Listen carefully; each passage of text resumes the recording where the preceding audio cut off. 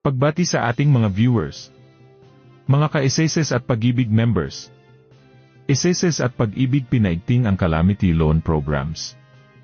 Naglabas ng bagong guidelines ang Social Security System upang mapabilis ang pagproseso ng calamity loans para sa mga miyembro at pensyonado, lalo na matapos ang bagyong Krising at patuloy na pag-ulan. Ang loan ay maaaring makuha sa loob ng 7 araw mula sa deklarasyon ng State of Calamity, mas mabilis kumpara sa dating halos 1 buwan. Binaba rin ng SSS ang interest rate mula 10% sa 7% at pinasimple ang proseso ng aplikasyon. Noong 2024, umabot sa halos 10 bilyong piso ang naipautang sa mahigit 560,000 members. Sa 2025 nasa 20 bilyon ang inilaan para sa calamity loan. Ang maaaring hiramin ay katumbas ng 1 buwang salary credit hanggang 20,000 piso.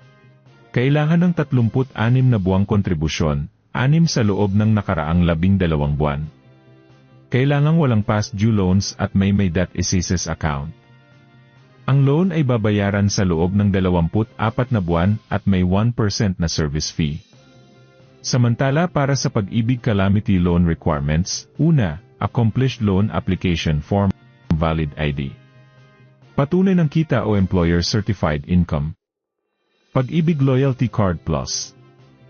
Para sa Housing Loan Insurance Claim. Filled out Claim Form, Report of Loss. Listahan ng sira at gastos. Colored photos ng pinsala. 2 valid ID na may pirma. Muli, ito ang Senyor Balita naghahatid sa inyo ng makabuluhang balita at totoong impormasyon.